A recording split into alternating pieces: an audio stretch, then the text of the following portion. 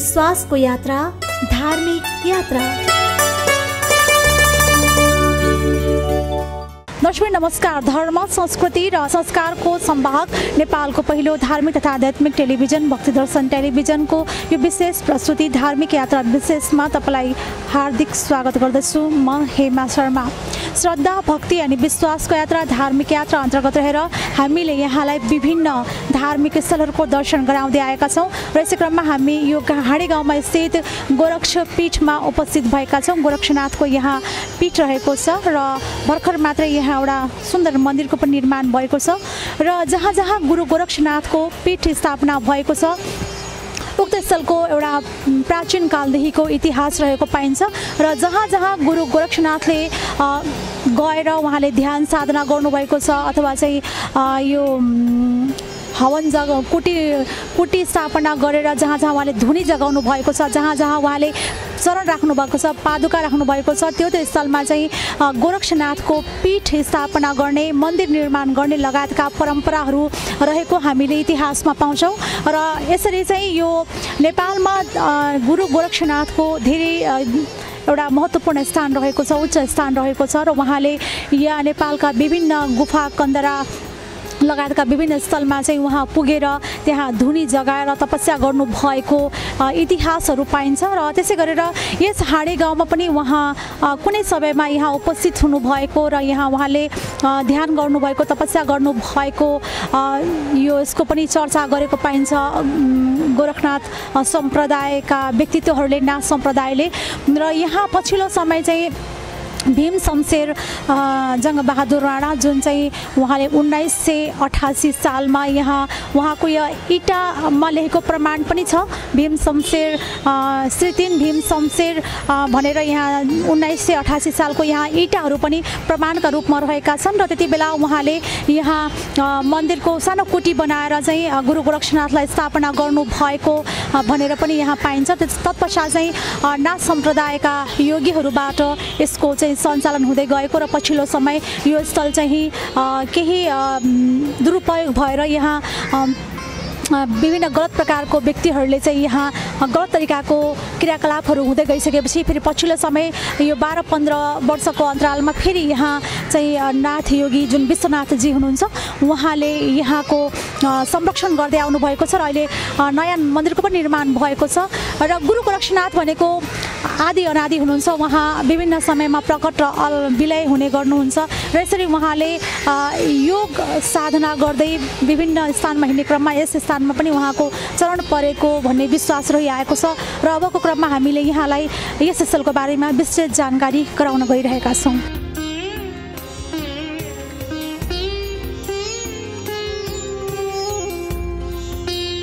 हाँडी गाउँमा गुरु गोरक्षनाथको पीठ रहेको छ। पहिले सानो कुटीको रूपमा भत्केको अवस्थामा रहेको यो मन्दिर योगी नरहरनाथले अल्पत्र अवस्थामा रहेको यो स्थललाई संरक्षण गर्दै महन्त चयन गरी योगी विश्वनाथलाई पठाउनु भएको थियो। अल्पत्र तथा अव्यवस्थित रूपमा दुरुपयोग भइरहेको यस अखाडालाई पूजा आजा तथा संरक्षण प्रदान गर्दै नित्य पूजा आजाको व्यवस्था योगी विश्वनाथको संरक्षकत्वमा हुँदै आएको छ।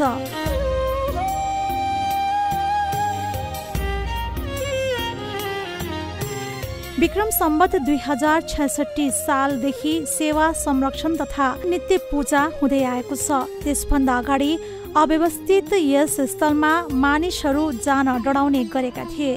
विश्वनाथ योगीजी आए पश्चात यहाँका स्थानीय समाजले पनि साथ दिन थालेपछि यो स्थलले नयाँ स्वरूप पाएको छ। मेरो नाम योगी विश्वनाथ हो। म 2047 साल मङ्सिर महिनामा मृगस्थली गुरु गोरखनाथ पीठमा आएर चाहिँ त्यहाँ सेवा गर्दै 18 वर्षसम्म सेवा गरेँ। 18 वर्षको सेवामा चाहिँ साधारण सेवा, झाडु बडा दिनको सेवादेखि लिएर भोग भण्डार सबै पूजा आदि सम्पूर्ण कुरा सेवा गरेर चाहिँ त्यहाँको महन्तसम्म मैले त्यहाँ चलाएँ र योगीजी मलाई बारम्बार भन्नुहुन्थ्यो योगी नरहरिनाथ कि विश्वनाथ हाँडी गाउँमा मूर्ति स्थापना गरेको छ, मेरो शिलालेख पनि छ, त्यहाँ सानो जोगी कुटी भन्छ नि कुटी पनि छ, त्यो भत्केको अवस्थामा छ त्यहाँ बस्ने मान्छे कोही पनि छैनन्, त्यहाँको व्यवस्था बिग्रेको छ। तिमीले गएर बस्नु र तिमीले गएर त्यहाँको सुधार्नु र त्यहाँको पूजा आदिको व्यवस्था पनि तिमीले मिलाउनु है भनेर गुरु महाराजले मलाई 2-4 चोटि नै भन्नुभएको थियो। मैले आदेश गुरु महाराज हुन्छ म जहाँसम्म गर्छु भनेको थिएँ। र त्यस पछाडि गुरु महाराजको चाहिँ त्यस पछाडि चाहिँ अनि म मृगस्थलीलाई चाहिँ छोडेर अर्कै भाइलाई कार्यभार सम्हालेर म अब चाहिँ हाँडीगाउँमा गएर चाहिँ हाँडीगाउँको चाहिँ मन्दिर र त्यहाँको चाहिँ जग्गाको चाहिँ व्यवस्थापन बनाउँछु, संरक्षण गर्छु भनेर म यहाँ 2066 साल श्रावण 1 गतेदेखि आएर साँझ बिहानको सेवा आरती गर्दै आएँ। पहिले यहाँ एउटा जोई कुटी भन्थे, सानो एउटा कुटी थियो, त्यसै कुटीभित्र चाहिँ गुरु महाराजले मूर्ति स्थापना गरिदिनु भएको रहेछ र उहाँको शिलालेख पनि छ र यहाँ टिनका छानाहरू यस्तै थियो, झार जङ्गल सबै जङ्गल थियो। 66 सालभन्दा अगाडि यहाँ फुल त मान्छे आउनु डराउँथे, केटाकेटीहरू मान्छे आउनु डराउँथे र यहाँ झुन्डेर पनि मान्छेहरू मरेका रहेछन्। अनि खेर तर्साउँछ भन्ने पनि भएली मान्छेहरू नआउने त त्यस्तै अवस्थाहरू छ। त्यसरी म यहाँ आएर यहाँ बसेर साँझ आरती गर्न थालेँ। यस्तो झाडबाड हुँदै गयो र यहाँका अनिखेर लोकल समाजले पनि अलिकति साथ दिँदै आयो। यसको सुधारको लागि, यसको व्यवस्थाको लागि केही गर्दै आयो। नारायण प्रसाद सिलवाल जो सभासदज्यू हुनुहुन्छ, उहाँले आफ्नो बजेटबाट यस ठाउँको चाहिँ उद्धार गर्नुपर्यो भन्ने विचार राखेर उहाँले बजेट दिनुभयो। उहाँको बजेटबाट चाहिँ यहाँको चाहिँ उपभोक्ता समितिले चाहिँ मन्दिर यहाँ पहिले कुटिने व्यवस्था, कुटिने जस्तो पहिले हो त्यस्तै बनाउने भन्ने कुरो चलेको थियो। अनिखेर होइन अब यो कुटीको बदलामा मन्दिरै बनाऊ भन्ने चाहिँ सल्लाह सबैको भयो र अनिखेर मन्दिर बन्यो। र अनिखेर यहाँको अहिले जो अहिले निर्माण व्यवस्था भइरहेको छ यो चाहिँ संसदजीको बजेटबाट बनेको हो। उपभोक्ता समिति मार्फत यहाँ काम भइरहेको छ।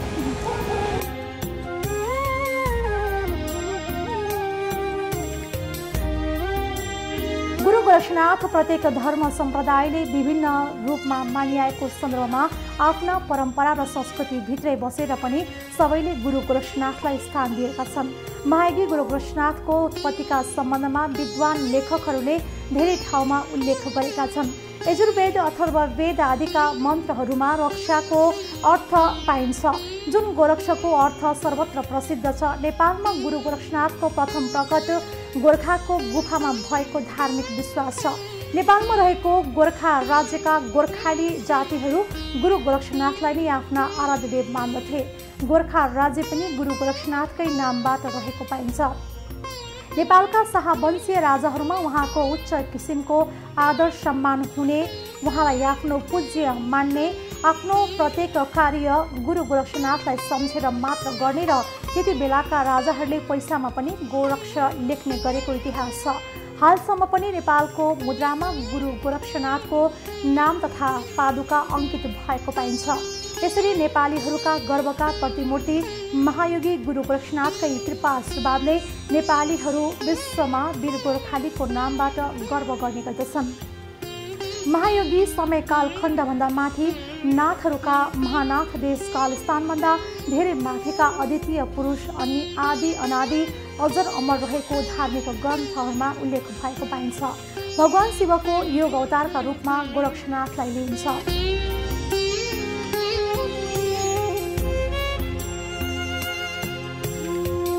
शिवजीसँग के थियो भने योग र भोग।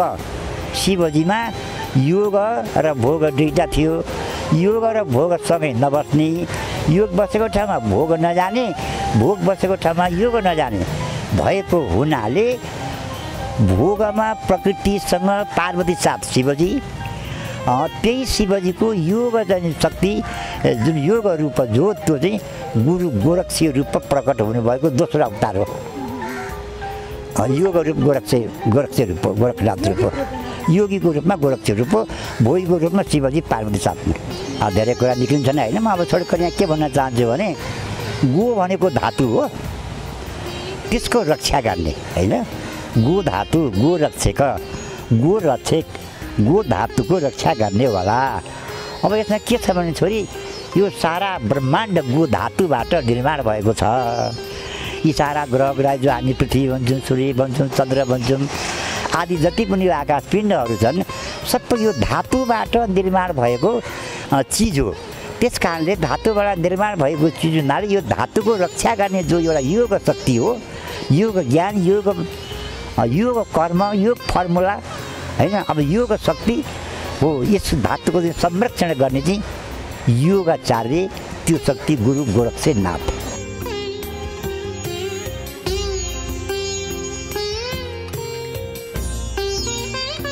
दर्शक तपाईँ आध्यात्मिक मूल्य मान्यताप्रति प्रतिबद्ध नेपालको पहिलो धार्मिक तथा आध्यात्मिक टेलिभिजन भक्तिदर्शन टेलिभिजनको विशेष प्रस्तुति धार्मिक यात्रा विशेषमा रहनु भएको छ र यस प्रस्तुति अन्तर्गत रहेर हामीले यहाँलाई विभिन्न धार्मिक स्थलहरूको दर्शन गराउँदै आएका छौँ र यसै क्रममा आज हामी यो हाँडे गाउँको गोरक्ष पीठमा उपस्थित भएका छौँ र श्री श्री श्री महायोगी गुरु गोरक्षनाथलाई नेपालको नेपालीहरूकै एउटा राष्ट्र गुरुको रूपमा पनि मानिन्छ, किनभने गुरु गोरक्षनाथको नेपाल र नेपालीका प्रति उहाँको अत्यन्तै कृपा अनुकम्पा रहिआएको छ र हामीले इतिहासका पानाहरूमा पनि गुरु गोरक्षनाथको एउटा विशिष्ट स्थान, उहाँको कृपा अनुकम्पा, निर्देशनहरू भएको हामीले चाहिँ पाउन सक्छौँ र चाहिँ त्यो पृथ्वीनारायण शाहसँगको कालमा होस् अथवा जुनसुकै द्रव्य शाहको पालामा होस्, गुरु गोरक्षनाथले उत्पत्ति भएर विभिन्न मार्गदर्शन गर्नुभएको कुराहरू चाहिँ हामीले इतिहासबाट पाउन सक्छौँ।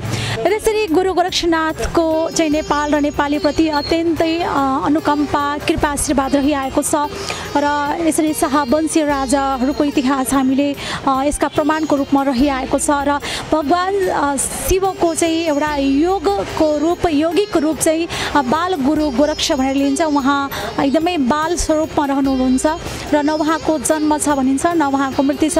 उहाँ आदि अनादि रूपमा चाहिँ एउटा योग बलद्वारा उहाँ चाहिँ आफूलाई चाहिँ उहाँले एउटा यौगिक रूपमा चाहिँ उहाँ रहनु भएको छ। योग बलद्वारा उहाँ सधैँ एकै नासको एउटै स्वरूपमा चाहिँ उहाँ रहनुहुन्छ। उहाँ न बाल हुनुहुन्छ न वृद्ध हुनुहुन्छ, न उहाँको जन्म छ न मृत्यु छ। यसरी गुरु गोरक्षनाथको एउटा छुट्टै स्वरूप विशेषता रहिआएको छ र यसरी गुरु गोरक्षनाथले चाहिँ विभिन्न स्थलमा गएर तपस्या गर्दै विभिन्न राजा महाराजाहरूलाई विभिन्न शिक्षा दीक्षा दिएर उहाँले एउटा भोगमा लिप्त भइरहेको राजा महाराजालाई पनि उहाँले योगमा ल्याउन चाहिँ एउटा सिद्ध योगीका रूपमा चाहिँ उहाँले रूपान्तरण गर्न सफल रहनु भएको छ। यसरी गुरु गोरक्षनाथको एउटा विशेष अनुकम्पा, कृपा, आशीर्वाद र उहाँ चाहिँ योगको प्रचारको लागि चाहिँ योग प्रचारको लागि नै उहाँको उत्पत्ति भएको भनेर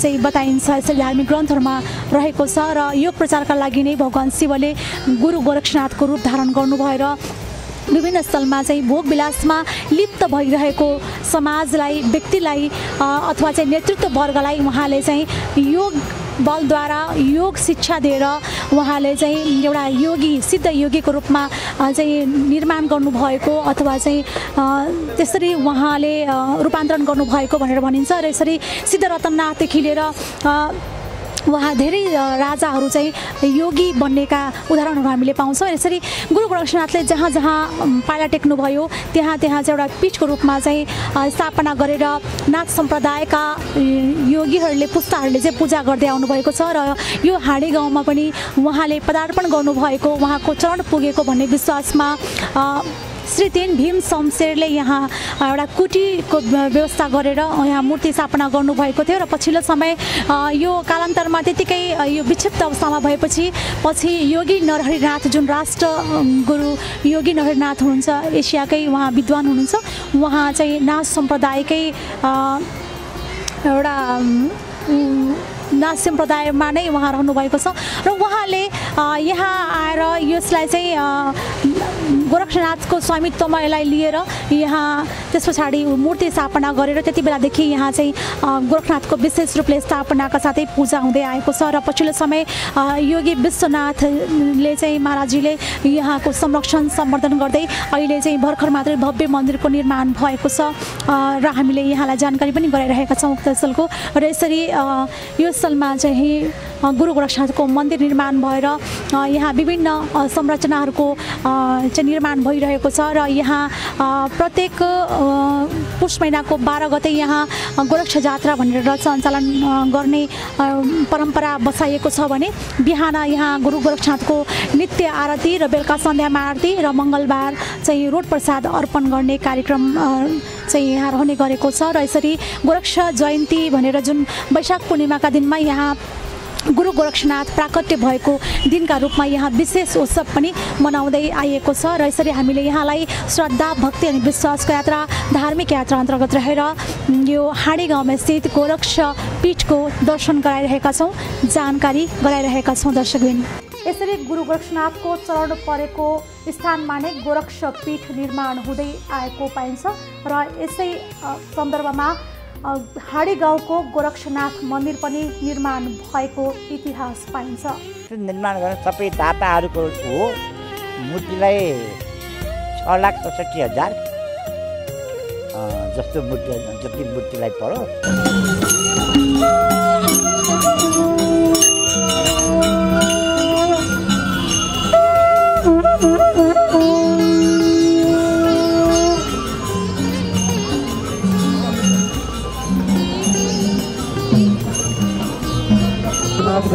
पदयात्रामा रहेको कुरा जानकारी गराउँदै यस यात्रामा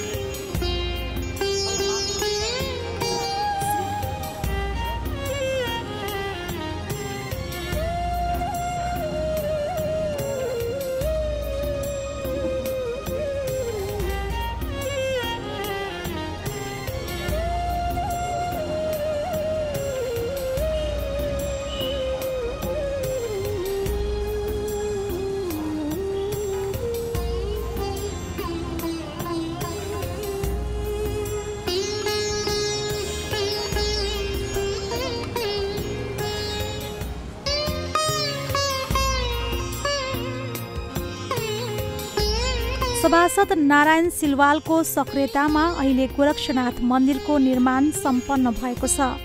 अहिले अन्य निर्माणका कार्यहरू भइरहेका छन्। यो मन्दिर बनाएको त अहिले भन्न पोहोर 2017 साल पौको 12 गते मन्दिर पुरा भएर यहाँ चाहिँ गुरु महाराजको चाहिँ मूर्ति स्थापना गरेको 1 वर्ष पनि पुगेको छैन। यहाँ 2 र पनि 5 आना जग्गा छ।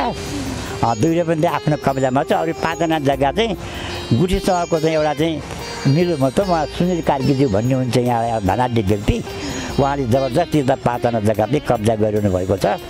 यसमा अहिले गुठी संस्थानमा चाहिँ मैले रिपोर्ट गरेको छु र अरू यहाँका समाजहरू पनि लागिरहेका छन् जग्गा अतिक्रमणबाट चाहिँ छुटाउनु पर्छ भनेर चाहिँ पहल भइरहेको छ।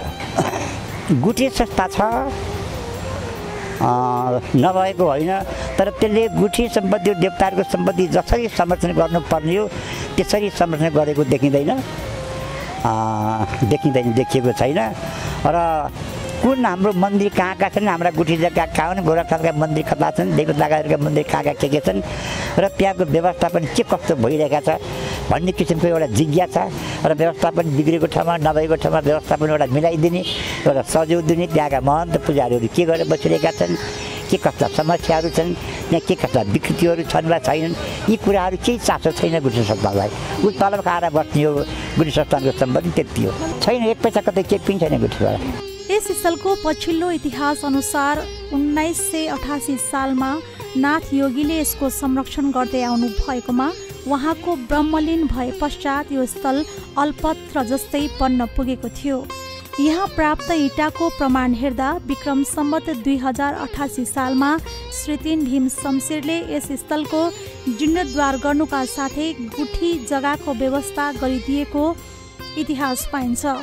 गुरु गोरखनाथ अब जतिखेर यहाँ अब भनौँ न अब 1988 सालमा अब यहाँ नाथ योगी बस्नु भएको रहेछ। अब त्यो समयदेखि नै भन्नु पर्यो। अब यहाँ जब नाथ योगी बसेर यहाँ सेवा गर्न थाल्नुभयो, आरती गर्न थाल्नु, अब त्यहीदेखि नै भन्नुपर्छ यो ठाउँको। भीम शमशेरले बनाइदिएको हो अब कुटी, अब जग्गा पनि भीम शमशेरले दिएको भन्ने कुरा पनि सुनिएको छ। हाल भने गुठीबाट कुनै पनि साथ सहयोग नभएको र स्थानीय श्रद्धालु सेवक तथा भक्तजनहरूको साथ सहयोगमा यस मन्दिरको सञ्चालन पूजा आजा आदि हुँदै आएको बताइएको छ। अब यहाँ चाहिँ सबै आकाश वृत्ति छ, गुठीले पनि दिँदैन, कोही व्यक्तिबाट आउँछ भन्ने त्यस्तो कुरो पनि छैन। अब सबै यहाँ खट्ने अब गोरक्ष सेवा भक्तहरू छन् र सबैको सहयोगबाट नै एउटा आकाशवृत्ति इच्छा हुने ल्याएर दिन्छन्, इच्छा नहुने ल्याएर दिँदैनन्। दुःखको नै अवस्था छ। खर्च वर्ष त ठुलो छ। अब यहाँ 4 जना 5 जना 6 जना 7 जना पनि अब दैनिक भोग भण्डारा हुन्छ, कोही दिन 10 15 12 15 जनाको भोग भण्डारा पनि हुन्छ। अब यहाँ मुख्य कुरो के छ भने धर्मको सम्पत्ति हो, पूर्वजहरूले राखिदिएको सबै मासिदिए खाइदिए यस्तै भयो। अब म के भन्न चाहन्छु भने धर्म भनेको हामीले धारणा गर्ने हो, बिना धर्म हाम्रो चाहिँ हामी स्वचालित छैनौँ, जसका धर्मद्वारा हामी स्वचालित स्वयं आफू स्वचालित छौँ। यस कुरालाई बुझेर धर्मको धारणा सबैले गर्नुपर्छ। यो सत्य कुरो हो, सबैको भावना जुट्नुपर्छ। गुठी देवताका सम्पत्तिहरू जो छन्, गुठीका सम्पत्तिहरू पूर्ण रूपले संरक्षण गर्नुपर्छ। गुठीले पनि जताभावी गर्नु हुँदैन। भूमाफियाहरूलाई पनि कन्ट्रोलमा गर्नुपर्छ, त्यो भूमाफियाहरूबाट पनि बचाउनुपर्छ। र यसमा चाहिँ मुख्य गरी समाज, गुठी र सरकार सबैको पहल हुनुपर्छ।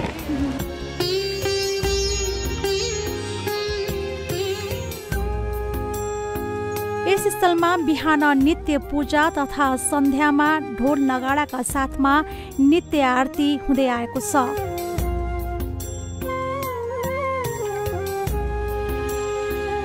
बिजुका ढोल नगरा घन्टाहरू सब बजेका हुन्छ।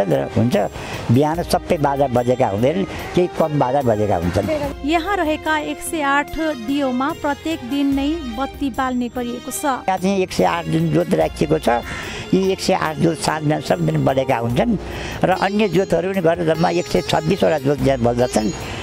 दिनमा 3.5 लिटर तेल पुरा लाग्दछ र त्यो अब बत्ती तेल गर्दा अहिलेको भाउमा चाहिन्छन् 1000 रुपियाँ दिनको खर्च छ। आरतीमा मात्रै भोग भण्डारा बाहेक आरतीमा मात्रै दिनको 1000 रुपियाँ खर्च छ।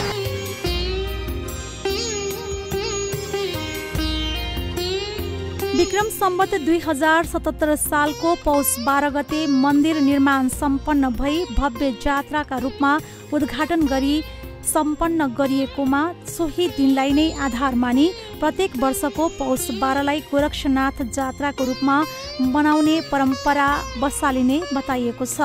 अन्य समयमा साताको प्रत्येक मङ्गलबार र आइतबार गोरक्षनाथको प्रिय खाद्य पदार्थका रूपमा रोट प्रसाद अर्पण हुँदै आएको छ। साथै प्रत्येक वर्षको वैशाख पूर्णिमामा गोरक्ष प्राकट्य दिवसका रूपमा भव्य रूपमा मनाउने गरिएको छ।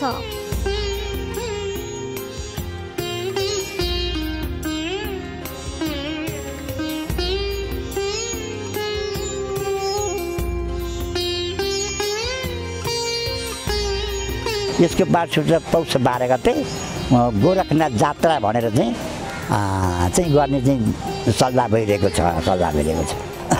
अब विशेष पूजा भन्नाले चाहिँ अब त्यही वैशाख पूर्णिमा हुन्छ। गुरु गोरक्षनाथ प्रकट भएको दिनलाई विशेष पूजा मानिन्छ। शिखर शैलीमा निर्माण गरिएको यो मन्दिर शिल्पकारहरूले उपभोक्ता समिति मार्फत निर्माण गरिरहेका छन्। करिब 54 लाख रुपैयाँको लागतमा यस मन्दिरको निर्माण सम्पन्न भएको बताइएको छ।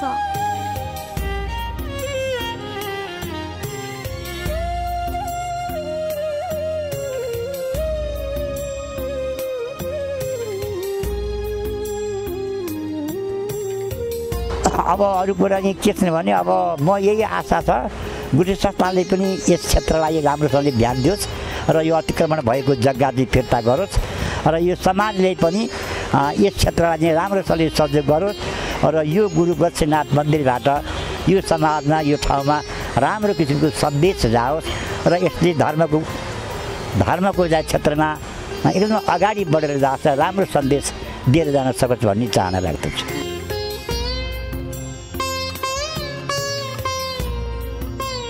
दक्षिण धर्म संस्कृति तथा संस्कारको संवाहक नेपालको पहिलो धार्मिक तथा आध्यात्मिक टेलिभिजन भक्तदर्शन टेलिभिजनको विशेष प्रस्तुति धार्मिक यात्रा विशेष यहाँले हेरिरहनु भएको छ र यस प्रस्तुति अन्तर्गत रहेर हामीले विभिन्न धार्मिक आध्यात्मिक स्थलहरूको यहाँलाई दर्शन गराउँदै आएका छौँ।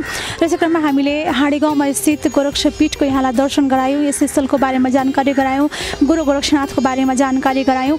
आजको लागि यो धार्मिक यात्रा विशेष यति नै। सम्पूर्ण टिम लगायत म हेमा शर्मालाई पनि बिदा दिनुहोस्। यहाँहरूको हरेक पल शुभ रहोस्। नमस्कार।